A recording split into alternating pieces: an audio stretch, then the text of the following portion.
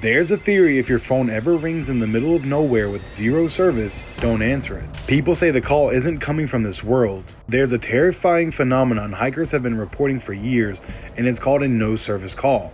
And once you hear what it sounds like, you'll never go into the woods alone again. Over the past decades, hikers, campers, and backcountry explorers have been reporting a strange and consistent phenomenon that doesn't quite fit into any normal explanation. It's being called a no-service call, and the stories surrounding it all follow a similar pattern. One that becomes harder to dismiss the more you hear it repeated. The setting is almost always the same. Remote trails, high mountain passes, dense forests, places where you can walk for miles without seeing another person. Areas where your phone doesn't just lose reception, it becomes effectively useless. No bars at all, zero service, no connection to anything outside of where you're standing.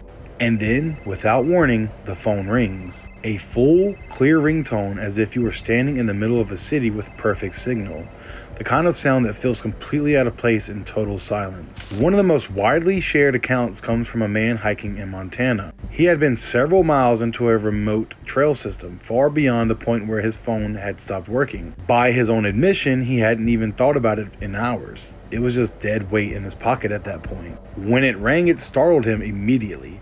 Not because he was expecting a call, but because it didn't make sense. He pulled it out, half expecting to see that he'd somehow regained service without noticing, but the screen showed exactly what he already knew. No signal.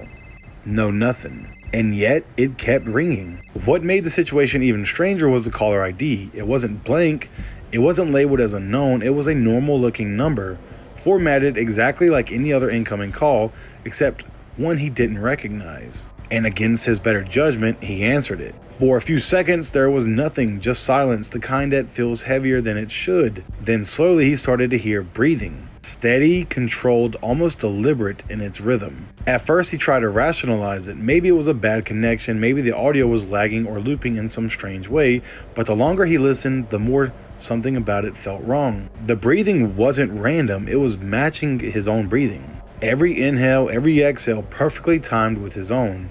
It wasn't slightly off or delayed, it was synchronized in a way that made it feel less like a coincidence and more like something was actively mirroring him in real time. He said the moment he realized that, his entire body locked up, not out of confusion, but out of a very specific kind of fear. The kind that comes from knowing something is happening that you can't explain, and worse, that you might not be alone. To test it, he held his breath. The breathing on the other end didn't stop. And at that point, he hung up immediately and turned back the way he came, cutting his hike short without even thinking about it. According to him, the call didn't come again, but the feeling that something had been there with him didn't go away for the rest of the day. Now, that story on its own could be written off. People experience strange things in isolation all the time. But what makes this phenomenon different is how often similar details show up in completely unrelated accounts. Another case often cited in online forums and discussion boards comes from a man hiking alone in Alaska. The conditions were harsher, the terrain more dangerous, and the isolation far more extreme. He had no service, no nearby towns, and no reason to expect any kind of incoming communication. But his phone rang anyway, 3 times in a row. The first 2 times he ignored it, assuming it had been some sort of glitch. By the 3rd time, curiosity got the better of him, and he answered. But what he heard wasn't silence. It was himself. This man heard himself screaming on the other line. A raw, uncontrolled scream filled with panic. The kind that doesn't come from surprise, but from something going very, very wrong. He described it as unmistakably his own voice. Identical in a way that left no room for doubt.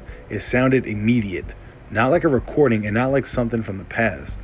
It sounded like something that was happening right then. He hung up instantly, shaken enough that he considered turning back, but ultimately decided to continue. According to his account, he didn't have to wait long before understanding what he had just heard. And minutes later, he slipped on a patch of ice that he hadn't seen and fell hard. And in that moment, without thinking, without control, he let out the exact same scream he had heard through the phone. The exact same scream he heard minutes before. As if the call hadn't been replaying something that had already happened, but something that was about to. Like a call from the future. If these calls aren't coming from another place, then where are they coming from? And more importantly, when? There are theories that try to explain this weird phenomenon. One idea that's gained traction in certain circles is the concept of thin places. Locations where the boundary between realities becomes less stable. According to this theory, the woods or wilderness far removed from human interference might allow for signals or something resembling signals to cross between those boundaries. So your phone may be acting like a receiver, not for calls coming from far away, but from somewhere else, maybe another dimension or reality. Some people think it's you from another reality or dimension warning you of immediate danger. Someone or something trying to warn you from going further, to make you turn back before you reach something you weren't supposed to find. If you ever find yourself miles away from civilization, standing in a place where your phone shouldn't work at all, and it suddenly starts ringing, you might want to think twice before you answer it. You might not like what you hear on the other end. As always, stay weird.